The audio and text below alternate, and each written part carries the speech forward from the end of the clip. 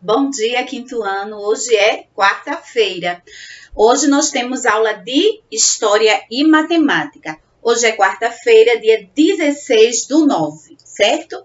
Olha só, tia Fabiana esqueceu, né, de agradecer aí a todos vocês que participaram do nosso segundo drive-thru, não foi? Que aconteceu domingo. Tia Fabiana não falou ontem, na terça-feira, porque tia Fabiana não teve aula com vocês ontem, terça-feira. Mas tia Fabiana tá hoje aqui para agradecer, tá certo?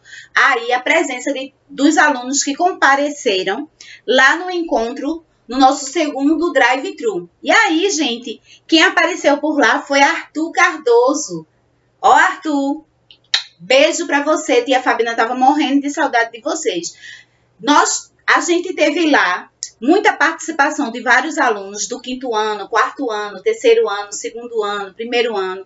Foi grande o sucesso desse segundo drive-thru na nossa escola, tá certo? Riquelme apareceu por lá, Lucas e Emanuel também. Augusto apareceu lá já no finalzinho, não foi, Augusto?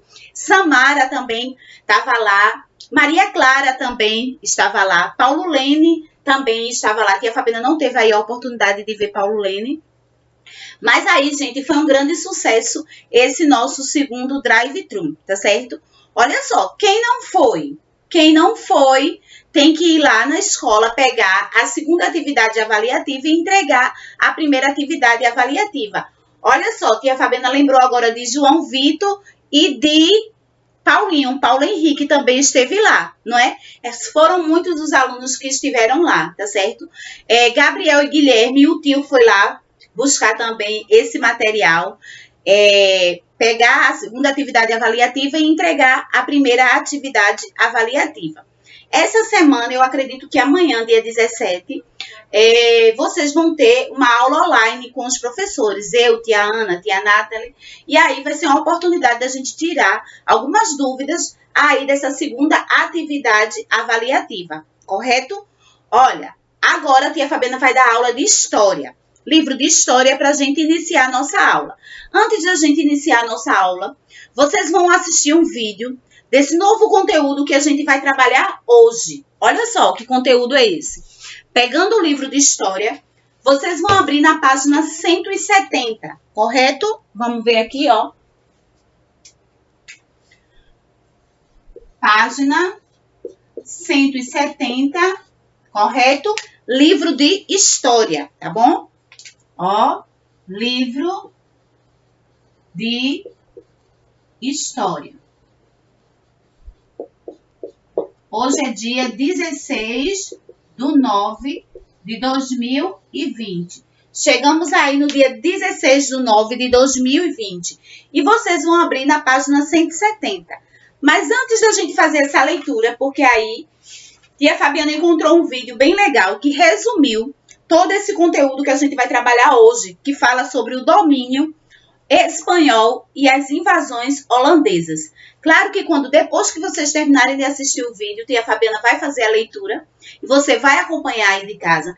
Mas primeiro, você vai assistir o vídeo e logo depois tia Fabiana volta para a gente fazer a leitura e responder aí as perguntas que o livro colocou, tá certo? Preste atenção no vídeo, porque o vídeo é um resumo desse conteúdo que o livro vem apresentando, tá certo, meus amores? Fica ligado que logo após tia Fabiana encerrar aqui, o vídeo vai aparecer. Depois que vocês assistirem o vídeo, tia Fabiana volta, tá certo? Vamos lá? Todo mundo assistindo o vídeo? Um belo dia, Dom Sebastião, o rei de Portugal, resolveu ir lutar no Marrocos. Só que ele acabou morrendo e sumindo. Já que ele não tinha filho, seu tio assumiu, mas ele estava muito velho, então morreu logo. Daí, 3 familiares começaram a lutar pelo trono de Portugal. O vencedor? Filipe II da Espanha. Agora, Portugal e Espanha eram um só, a chamada União Ibérica. E o que isso tem a ver com os holandeses? Vocês já vão entender.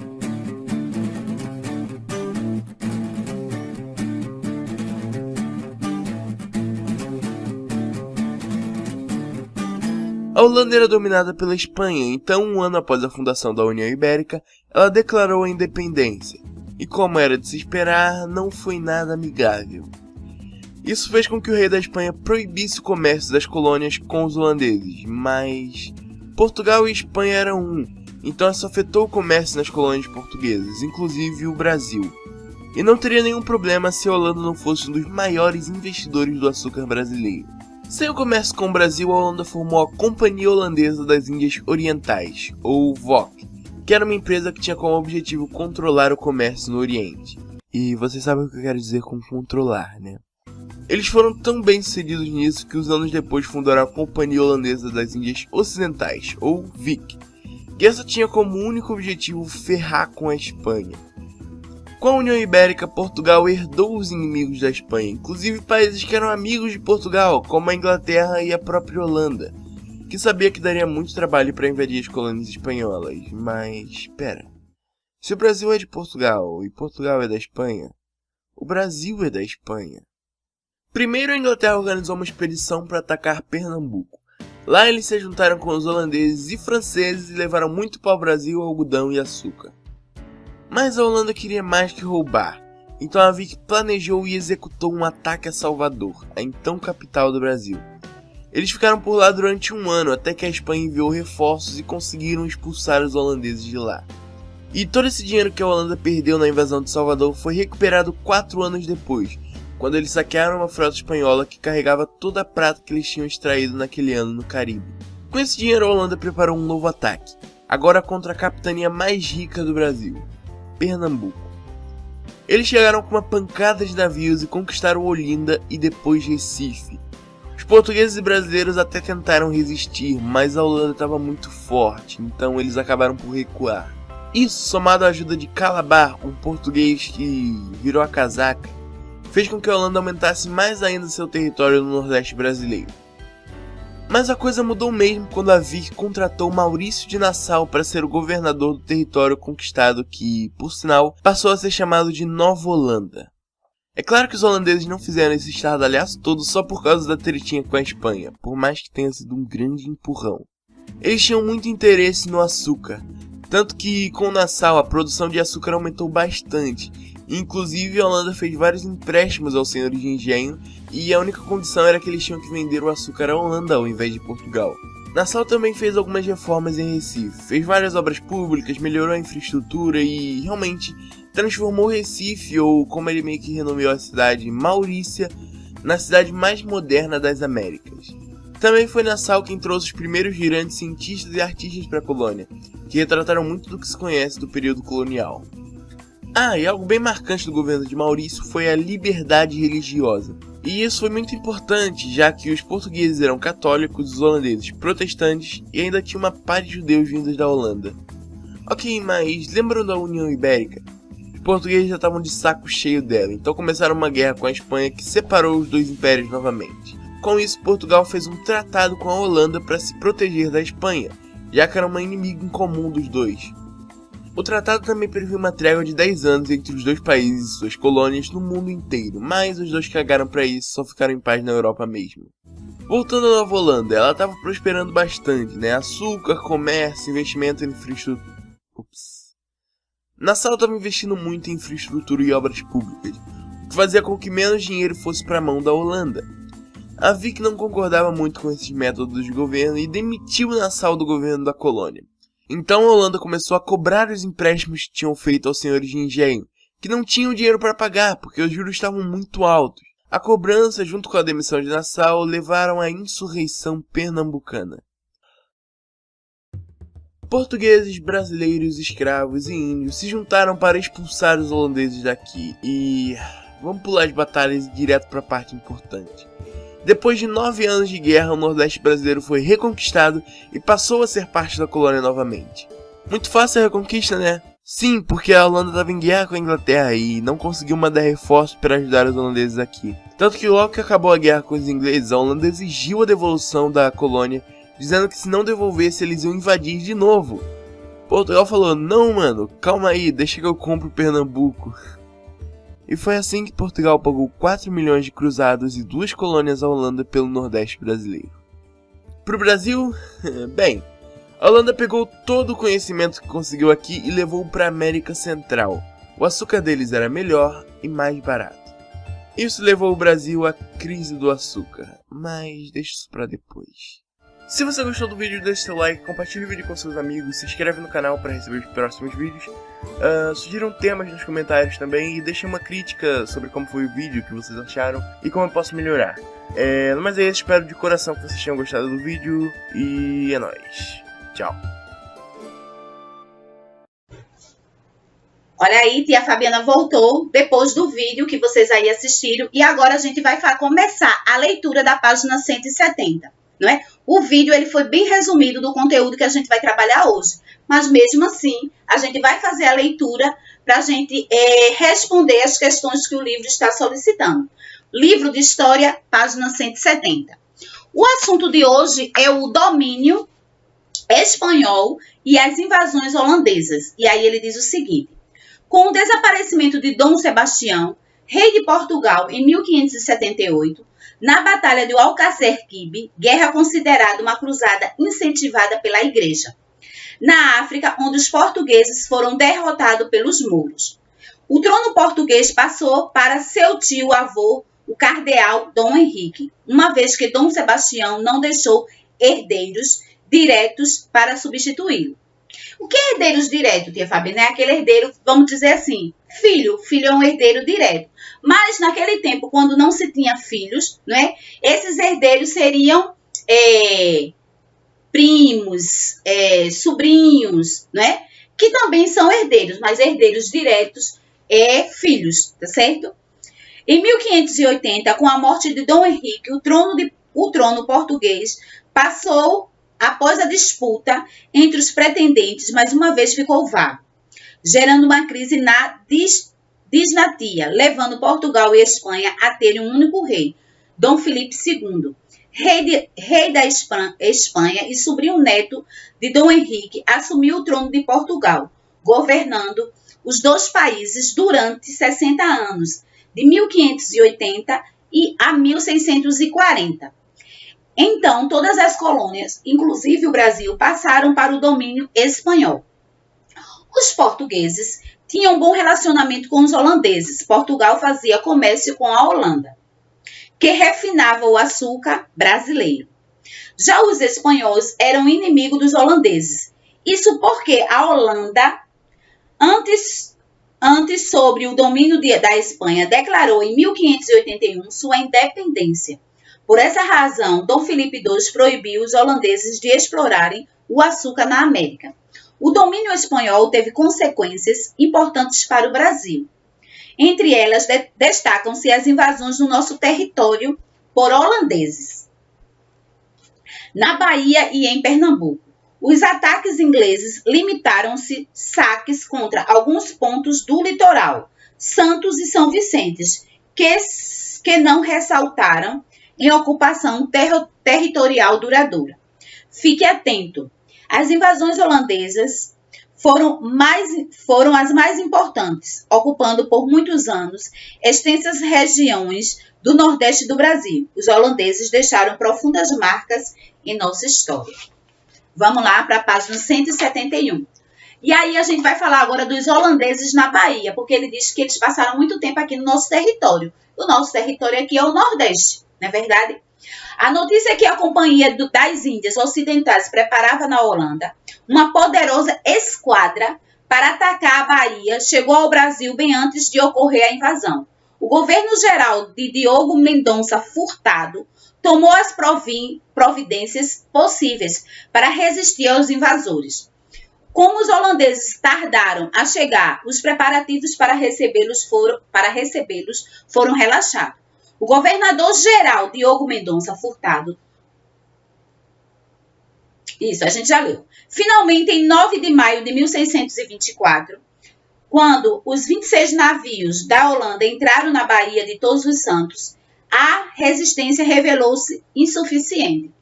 O bispo da cidade, Dom Marco Teixeira, comandava os moradores da cidade em fuga desesperada para o interior, enquanto os holandeses conquistavam Salvador. Tomaram 8 navios que se encontravam no porto e incendiaram 7. A esquadra era comandada por Jacob Wieleks e transportava armas, marinheiros e aproximadamente 1.600 homens. As tropas holandesas eram comandadas por Johan van Dort, não é? E aí a gente viu como o nosso país ele era rico, né? Eles invadiram aí esse território do Nordeste, aí ele invadiu a Bahia, né? Mas aí eles tinham um propósito, porque eles queriam invadir o nosso território nordestino, né? Coube a Dom Marco, organizar a resistência contra os invasores. As forças portuguesas e brasileiras, formadas pelos descendentes dos portugueses nascidos no Brasil, não eram suficientes para atacar frontalmente os holandeses. Assim foram organizadas guerrilhas para derrotar os inimigos. Por meio de emboscadas e ataques surpresa, os portugueses obtiveram bons resultados. Num ataque comandado por Francisco Padilha e João van Dort, que havia sido nomeado governador da Bahia, morreu degolado. Olha só, gente, como era aí antigamente, né? Há quantos anos atrás existia aí a ganância, não é? De ganhar dinheiro, na verdade, eles queriam ter, como é que eu posso dizer? Ter vantagem, não é, dos nossos produtos aqui do nosso país, não é? E olha o que eles faziam. Ele morreu degolado. E quando a gente lê essa palavra degolado, é uma palavra bastante forte, não é verdade? A situação dos invasores era cada vez pior. As emboscadas praticamente os confinavam a Salvador, onde conseguiam ser abastecidos por mar. No fim de março de 1625, chegou auxílio pedido à Espanha pelos portugueses, uma frota de 52 navios, 30 espanhóis e 22 portugueses, comandada por Dom Fradique de Toledo, que traziam mais ou menos 13.000 homens. Os ocupantes holandeses foram obrigados a desistir da luta e em 1º de maio de 1625, o governante holandês Hans Kijff rendeu-se. Ou seja, precisou fazer toda essa nosso país, né? Aqui no Nordeste, na Bahia, precisou pedir ajuda, não é, para outros países, para ele então poder se render, não é, os holandeses. E aí os holandeses eles foram então para Pernambuco, que é aqui o nosso estado. O açúcar da capitania de Pernambuco estava dando um lucro fabuloso, ou seja, ele veio com alguma intenção, não é? E a gente sabe muito bem que a cana-de-açúcar que produzia aí açúcar era de grande produção, não é? E aí atraía, não é? Esses outros países a vir aqui para o nosso estado. Como os holandeses não podiam negociar com os portugueses por causa da Espanha, resolveram atacar novamente o Brasil. Olha só. E em 1630, os holandeses tomaram as cidades pernambucanas, hoje Recife e Olinda. O governador de Pernambuco, Matias de Albuquerque, fugiu para o interior, tudo que não era núcleo urbano de povoamento, fundou o Arraial do Bom Jesus. E no sítio da Trindade, em Casa Amarela, de onde, ajudado por indígenas e escravos por meio de guerrilha emboscada, combateu os invasores. E o sítio da Trindade hoje não é um ponto turístico, não é? Que as pessoas vão lá se divertir, é um momento de descontração. Ajudado por Domingos Fernandes Calabar, conhecedor profundo daqueles lugares, os holandeses conseguiram conquistar toda. Ao passar por Porto Calvo, conseguiu prender Calabar e mandou enforcá-lo. Em seguida, veio da Holanda para governar as terras conquistadas. O alemão conde João Maurício de Nassau, durante o seu governo, o Recife, chamado de Mauritsstad, cidade Maurícia, tornou-se a capital do Brasil holandês. A gente tem aí, gente, uma ponte, não é, em homenagem ao conde João Maurício de Nassau, não é? E a gente tem até aí uma faculdade também com esse nome. Aí tem fatos que marcaram o seu governo. Criou orfanatos e hospitais, investiu em artes e ciência, permitiu o casamento misto entre as diversas religiões, católica, protestante e judaica, garantiu um bom preço para o açúcar, estendeu o domínio holandês até o Ceará e até o Penedo, Alagoas, conquistou Luanda, principal fornecedor de escravizados. A presença de Nassau no Nordeste foi muito importante para a cultura brasileira. Vieram da Europa, a mando de Nassau, pessoas das mais diversas especializações. Os pintores Frans Post e Alberto Eckney-Roth, primeiro europeus a relatar o Novo Mundo, o astrônomo e naturalista George Marquis Grave, os cartógrafos Johannes V. Gibbs e Cornelis Goulichard, e o biógrafo Gaspar Barleus, 9. Além deles, muitos judeus, principalmente de origem portuguesa, vieram para o Recife durante o domínio holandês, destacando-se o rabino Isaac Aboab da Fonseca, o primeiro das Américas, e a cidade tornou-se importante centro de estudo judaico. E aí, ao lado, a gente tem a primeira sinagoga das Américas, fica no Recife. E ela fica ali, gente, no Marco Zero. Essa é a primeira sinagoga. Vamos lá. Onde foi que a gente parou? Graças às suas qualidades de administrar, Maurício de Nassau conseguiu firmar o domínio holandês em Pernambuco. Durante o governo de Nassau, Olinda foi reedificada e o Recife embelezou-se com a construção dos palácios de Friburgo e da Boa Vista, além de pontes, canais, museus e um observatório astronômico. Nassau conseguiu assinar um tratado de paz com Portugal, que só foi possível com o fim da União Ibérica em 1640. No entanto, a Holanda começou a cobrar juros altos sobre os empréstimos que havia feito aos donos de engenhos, e Nassau discordava das ordens que recebia da Holanda. Aí a gente tem uma imagem, não é, do Recife, hoje bem diferente, é claro, mas aí ele fala muito dessas pontes que o nosso Recife tem. Em 1644, recebeu outra ordem, entregar o cargo de governador e voltar para a Europa. A partir daí foi reiniciada a luta contra os holandeses. Essa luta foi conhecida como a Insurreição Pernambucana. Juntos, portugueses e brasileiros, brancos, negros e indígenas derrotaram os holandeses em 1654.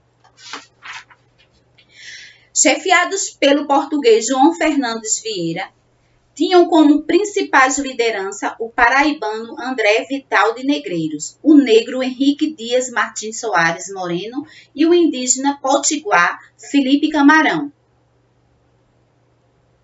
O governo português, tendo firmado com os holandeses um tratado de paz de 10 anos, não pôde oferecer aos revoltosos do Brasil, pelo menos oficialmente, os recursos necessários para que eles conseguissem seu intento. O primeiro combate de importância ocorreu no Monte das Tabocas, sendo os holandeses derrotados. Os pernambucanos venceram também em Serinhaém, Nazaré e Porto Calvo. No dia 19 de abril de 1648, as tropas libertadoras venceram a primeira batalha dos Montes do Guararapes. Né? E aí também, em homenagem, a gente tem ali a Avenida Guararapes, no centro do Recife. Os holandeses ficaram cercados no Recife, sendo abastecidos por navios que vinham da Holanda. Em 19 de fevereiro de 1649, ocorreu a segunda Batalha dos Montes Guararapes. Os holandeses tentaram romper o bloqueio do Recife, mas foram novamente derrotados. As lutas prosseguiram durante quase 5 anos, ficando cada vez mais difícil a situação dos holandeses, que foram obrigados a se render.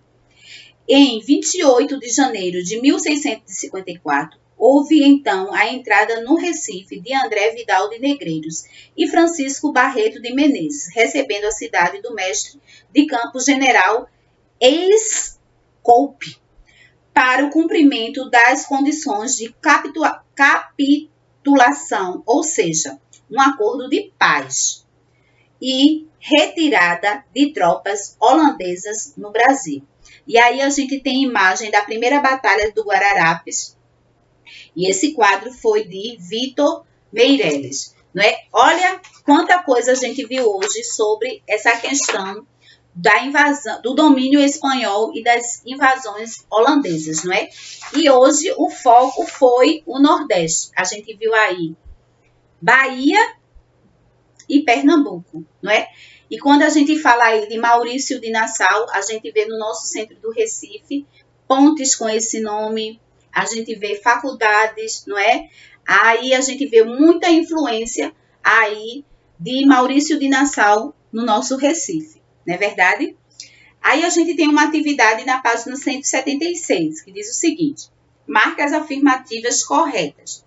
Em 1579, morreu Dom Sebastião na Batalha de Alcácer Quibir, na África. Não foi em 1579, não, gente. Não é?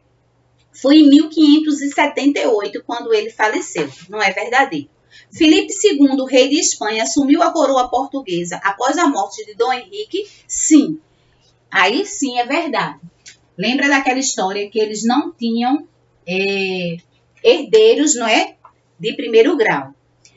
Em 1581, a Holanda libertou-se do domínio da Espanha? Sim, também. Aí é verdadeiro. Correto? Um dos mercados produtores mais cobiçados era o norte brasileiro, o maior produtor de açúcar na época? Não era não. Vamos para o próximo.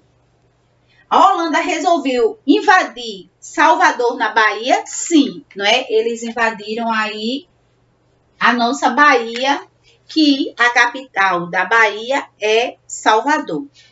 Aí tem aqui para a gente preencher a ficha abaixo. E esse daí é João Maurício de Nassau. Vamos lá preencher a ficha de João Maurício de Nassau. Vamos lá. Diz aí, qual é o nome completo do conde enviado pela Holanda para governar Pernambuco? João Maurício de Nassau. Letra B. E qual foi a sua importância para a cultura brasileira? Vamos ver. A presença de Nassau. Qual foi a importância dele? Trouxe da Europa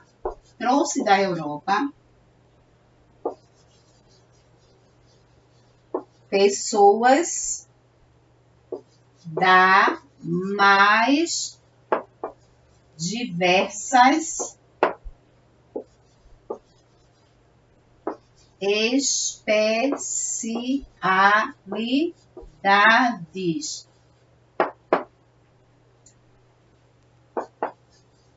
especialidades, como pintores, astrônomos e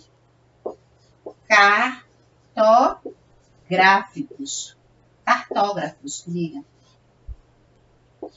Foram aí as pessoas que ele trouxe da Europa, não é? Pessoas das mais diversas especialidades, como pintores, astrônomos e cartógrafos. Na página 177, ele diz assim, ó, coloque as datas abaixo de acordo com os acontecimentos, não é? E aí a gente tem diversas datas aí no livro de vocês. Vamos ver.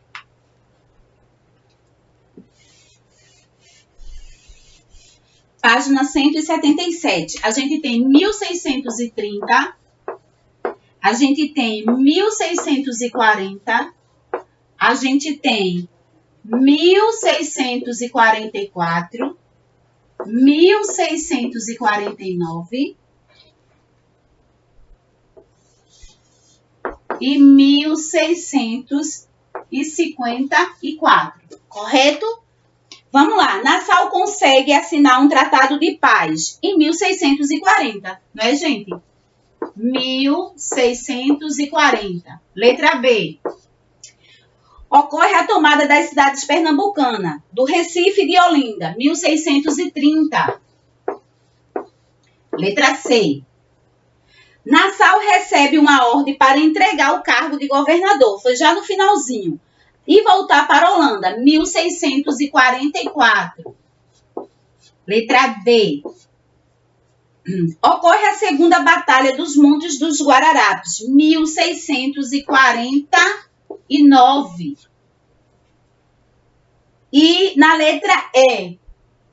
É o ano da retomada da cidade do Recife, retirada das tropas holandesas do Brasil, 1654. 1654. Correto? Vamos lá, número 4. Em que dia, mês e ano ocorreu a primeira Batalha dos Montes Guararapes? Vamos ver aí. A primeira Batalha dos Montes Guararapes. Aí é quesito 4. Letra A. Aqui é quesito 3, ok? Página 177. Vamos lá. Letra A. Em que dia, mês e ano ocorreu? Primeiro ponto. Primeira batalha nos Montes Guararapes. E aí ocorreu em 19 de abril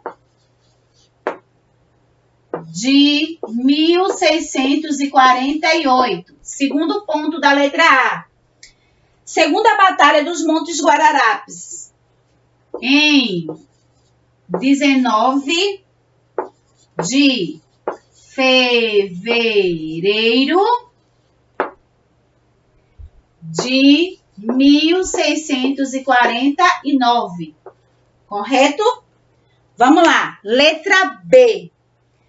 Quanto tempo durou a presença holandesa após a segunda Batalha dos Montes do Guararapes? Durou 5 anos. Letra B, 5 anos. Correto? E o que aconteceu? 5 anos depois da segunda Batalha dos Montes Guararapes. E aí foi quando teve a chegada de Vital Negreiros, não foi? Letra C. Vidal de Negreiros, e vou voltar aqui, gente. E Francisco Barreto de Menezes, olha, receberam a cidade do Recife do general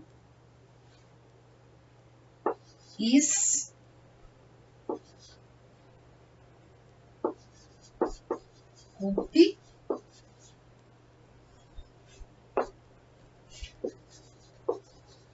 para o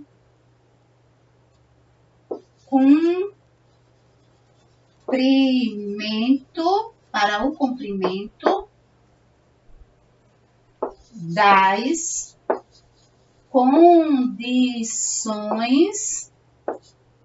das condições de capitulação